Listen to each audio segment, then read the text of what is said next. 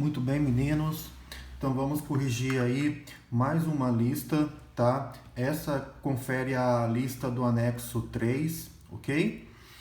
Essa lista, então, aqui tem as seguintes questões. Vamos lá. Considere a tabela de pontos de fusão e de ebulição das substâncias a seguir a 1 atm de pressão. Nós temos aqui, alguns materiais, como por exemplo, cloro, flúor, bromo, mercúrio e iodo, os elementos químicos, tá bom? E aqui nós temos o ponto de fusão de cada uma delas e o ponto de ebulição também, ok? Isso considerando a temperatura em quê? Em graus Celsius, ok? Em graus Celsius. Aí ele faz a seguinte pergunta, olha só. A 50 graus Celsius encontram-se no estado líquido. No estado líquido. O ponto de fusão, pessoal, o ponto de fusão nada mais é que a passagem do estado sólido para o estado líquido, ok? Ponto de fusão é a passagem do estado sólido para o estado líquido. E já o ponto de ebulição confere a passagem do estado líquido para o estado gasoso. Então, o ponto de ebulição confere a passagem do estado líquido para o estado gasoso. Muito bem. A 50 graus Celsius, quais desses elementos aqui está no estado líquido? No estado líquido, hein? Vamos lá? Esse aqui, menos 101 graus é o ponto de fusão. E o seu ponto de ebulição é o quê? Menos 34,6. A 50, ele vai estar muito mais ainda no estado gasoso, né? Muito mais. Então, a 34 já está no estado gasoso. Olha só, menos 34,6 já está no estado gasoso. Então, a 50, pior ainda. O flúor, ponto de fusão dele é a menos 219,6. E o ponto de ebulição do flúor, menos 188,1. Então, a 50 graus Celsius positivo vai estar muito mais, né, no estado gasoso. Agora aqui o bromo, menos 7,2. Menos 7,2. Ponto de fusão, ok? E ponto de ebulição, 58,8. E aí? Aqui, o ponto de ebulição é a passagem do estado líquido para o estado gasoso. Então, a 58, olha só, 58, 50, tá? Então, essa substância aqui, ela pode estar no estado líquido? Pode. Ela pode estar no estado líquido, né? Chegando próximo da passagem do estado líquido para o estado gasoso. Tá vendo só? Mercúrio, menos 38,8 fusão e 356,6 ebulição. Aqui também, a 50 graus está aqui no meio, tá bom? 50 graus aqui no mercúrio, tá? Então significa o quê? Que o mercúrio também pode estar no estado líquido a 50 graus? Pode, ok? E o iodo? O iodo vai de 113,5 a 184. Olha só, ponto de fusão 113,5, ou seja, a passagem do estado sólido para o líquido. Então a 50 ele vai estar aqui atrás, Então ele vai estar no estado sólido a 50 graus. Então o bromo e o iodo, aqui eles vão estar no estado líquido. Porque aqui, 58,8 é a ebulição. Ele está a 50, ele está um pouquinho aqui atrás. Então, o estado líquido. E o mercúrio, 356,6 é a ebulição. Então, 50, ele vai estar bem aqui assim, no estado líquido. Tá ok? Então, aqui, quais são aqueles que vão estar no estado líquido a 50 graus Celsius? Bromo e mercúrio. Onde que está? Está aqui, letra E. Bromo e mercúrio. Ok? 2. Observe, uma pedra de naftalina deixada no armário, uma vasilha de água deixada no freezer, uma vasilha de água deixada no fogo, o derretimento de um pedaço de chumbo quando aquecido. Nesses fatos estão relacionados corretamente os seguintes fenômenos. Olha só, o número 1 aqui, uma pedra de naftalina deixada no armário. A naftalina, pessoal, ela é encontrada no estado sólido, ok? É uma pedrinha branca, né, que nós compramos no supermercado para poder tirar o cheiro de mofo, o cheiro de barata, né? Que é a pedrinha branca. Ela é muito perigosa, tá bom, pessoal? Então, aqui a passagem do estado físico se chama sublimação. Sublimação, tá? Aqui, que é a passagem direto do estado sólido para o estado líquido. A naftalina, ela vai evaporar, tá? Ela vai evaporar ao longo do tempo, tá ok? E ela vai passar para o estado gasoso. Ela não passa para o estado líquido, não passa. Ela vai direto para o estado gasoso. Muito bem. Uma vasilha de água deixada no freezer. O que vai acontecer? O que vai acontecer com a água, né, sendo colocada no freezer? Ela vai congelar, não é? Então você tem o que aqui? Solidificação. Então você tem a solidificação, tá? Muito bem. 3. Uma vasilha de água deixada no fogo. O que vai acontecer com essa água no fogo? Ela vai evaporar, não é? Então ela vai ela vai sofrer ebulição, tá? Ebulição. Ou também pode ser o quê? Evaporação, ok? Evaporação, ok? A ebulição, pessoal, ela ocorre de forma rápida e a evaporação ocorre de forma lenta. Por exemplo, evaporação. Você lavou uma roupa e colocou no varal. O que vai acontecer com aquela água que está na roupa? Não vai evaporar? Então, evaporação vai passar para o estado gasoso de forma lenta. E a ebulição ocorre de forma rápida, tá? O derretimento de um pedaço de chumbo quando aquecido. O chumbo não é sólido? Então, se você aquece o chumbo, ele derrete. Então, você tem o que aqui? Fusão. A fusão é a passagem do estado sólido para o estado líquido. Então, aqui ó, na ordem 1, sublimação, 2, solidificação, 3, ebulição ou evaporação e 4, fusão. Vai ser a letra A. Letra A. Ok? 3, temos aqui duas substâncias, o etanol e o éter etílico, o ponto de fusão de cada uma delas e o ponto de ebulição, ok? Lembra lá da questão número 1? Bem parecida. Vamos lá então.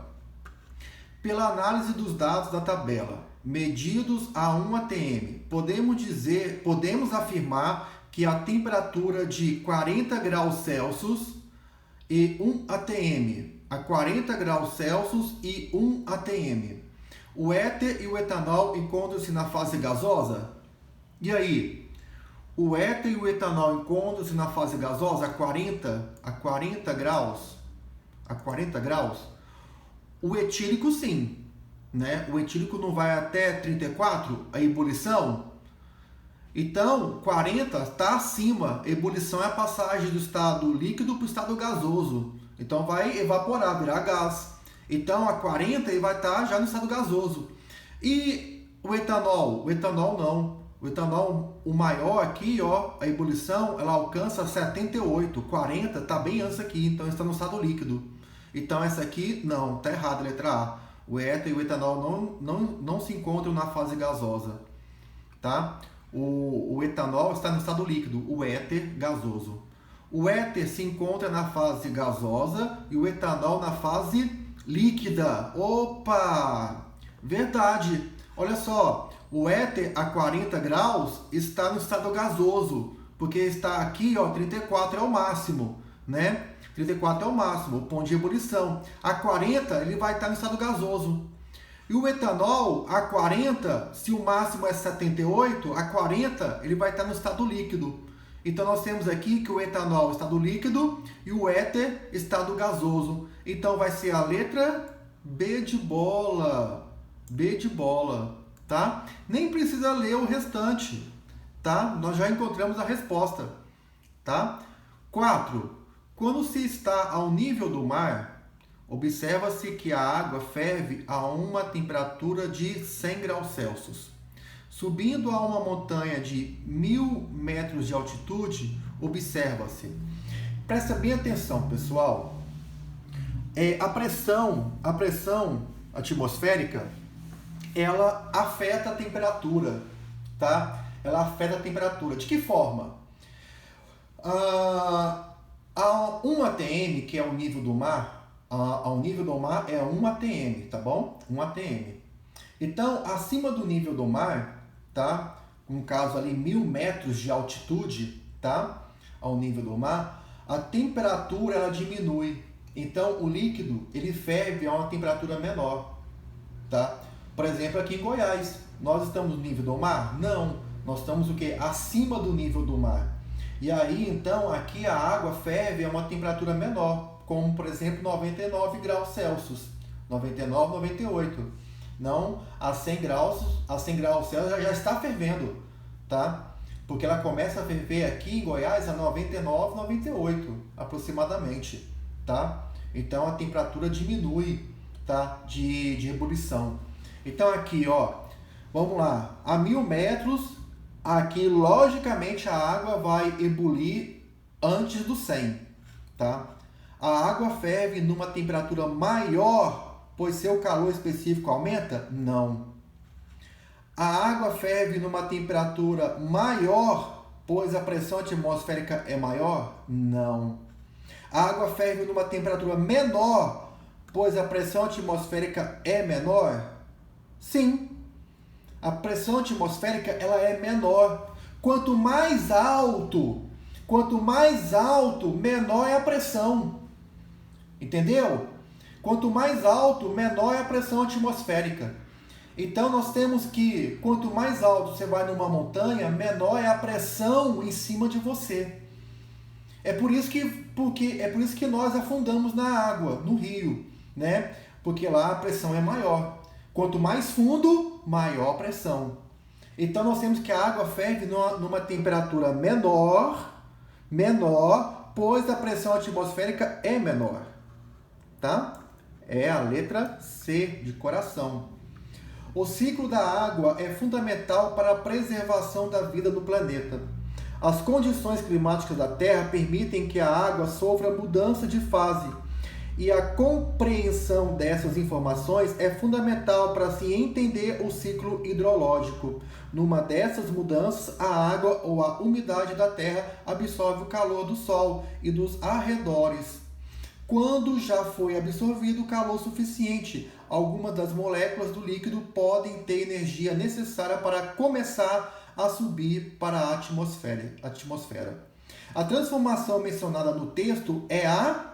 Então aqui, ó, quando já foi absorvido o calor suficiente, algumas das moléculas do líquido podem ter o quê? Energia necessária para começar a subir para a atmosfera. Ou seja, a água, o líquido, absorve uma certa energia passando para o estado gasoso, subindo para a atmosfera. Então você tem aí a passagem do estado líquido para o estado gasoso, que é o quê? É fusão? Não, fusão é a passagem do estado líquido, do estado sólido para o estado líquido. Liquefação? Não, a liquefação é o gasoso para o líquido. Evaporação? Sim, evaporação. A evaporação consiste nisso, na passagem do estado líquido para o estado gasoso. Então aqui, ó, moléculas do líquido podem ter energia necessária para começar a subir a atmosfera, vai passar para o estado gasoso. Então, evaporação, tá? Evaporação. Tá aí, então, a lista número 3, ok? Agora vamos ver, então, a lista número 4. Vamos lá? Aqui, na verdade, nós fizemos a 3. Não, tá certo. Fizemos a 3. Vamos fazer, então, agora a 4. Perdão. Uma moda atual entre as crianças é colecionar figurinhas que brilham no escuro. Essas figuras apresentam em sua constituição a substância sulfeto de zinco. O fenômeno ocorre porque alguns elétrons que compõem os átomos dessa substância absorvem energia luminosa e saltam para níveis de energia mais externos. Então aqui, ó, substâncias absorvem energia, tá? E saltam para níveis de energia mais externos. No escuro, esses elétrons retornam aos seus níveis originais, liberando energia luminosa e fazendo a figurinha brilhar. Essa característica pode ser explicada considerando-se o modelo atômico proposto por Bohr. Bohr propõe, dentro da sua teoria atômica, os níveis de energia. Tá? Ah, perdão. É isso mesmo, Bohr, Niels Bohr. Rutherford Bohr, isso. Bohr, ele propõe então isso, tá? Bohr. Ok? Certinho? Nós temos então aqui Bohr, tá? Propondo os níveis de energia, tá? É correto afirmar sobre a partícula fundamental do átomo de carga elétrica positiva que o átomo de carga elétrica positiva, tá?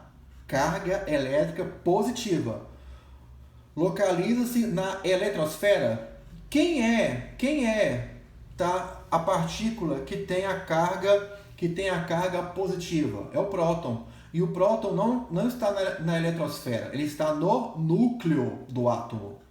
Possui carga elétrica oposta do nêutron? Não. O nêutron não tem carga, tá? O elétron tem carga negativa e o próton tem carga positiva. Chama-se próton? Sim, chama-se próton. O próton tem carga positiva, carga elétrica positiva. Possui massa desprezível? Pelo contrário, tem massa considerável. Tem massa desprezível? Não, massa considerável.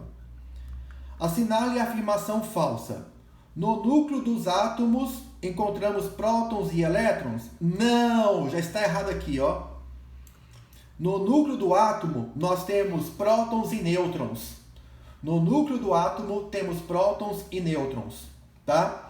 E na eletrosfera temos quem? Os elétrons, ok?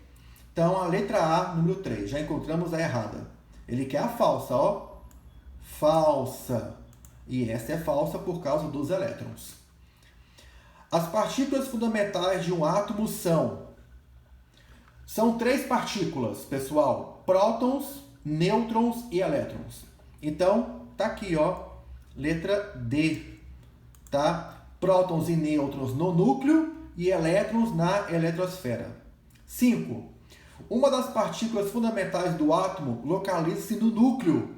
Tem carga elétrica, tem carga relativa positiva e unitária e massa relativa igual a 1. Essa partícula chama-se, olha só, carga relativa positiva. Quem é que tem carga positiva? É os prótons, não é isso? Próton, letra D. Certo? 6. Uma gota da substância pura água pode ser dividida sem perder suas propriedades específicas, até ficar reduzida hein? Qual que seria então a resposta aqui? A moléculas, tá? A moléculas de água. Nós temos que a menor propriedade específica, né, quando se divide, é a molécula, onde então podemos chegar ao máximo.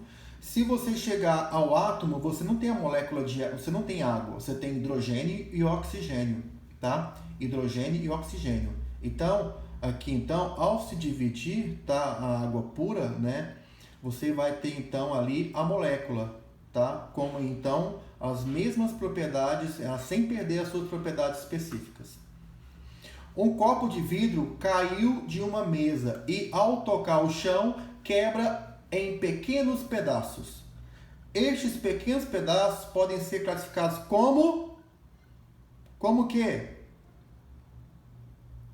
Como objetos de vidro. Isso? Olha só, o copo foi criado pelo homem, tá? Quando é algo criado pelo homem, ele se chama objeto.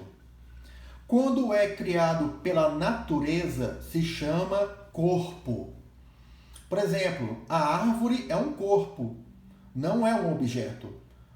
A árvore foi criada pela natureza, então ela é um corpo. Agora, uma caneta, ela é um corpo ou é um objeto? É um objeto, tá? Ela é um objeto porque foi criada pelo homem. Então, o copo de vidro, ele é o quê? Ele é um objeto. E se ele quebra, se divide, é um objeto, tá? De vidros, tá? Então, um objeto com vários pedaços de vidro, ok? Letra D. Muito bem. Então, tá aí, pessoal, resolvida o anexo 3 e 4, a lista 3 e 4 aí de Química, ok? Um abraço, tchau, tchau.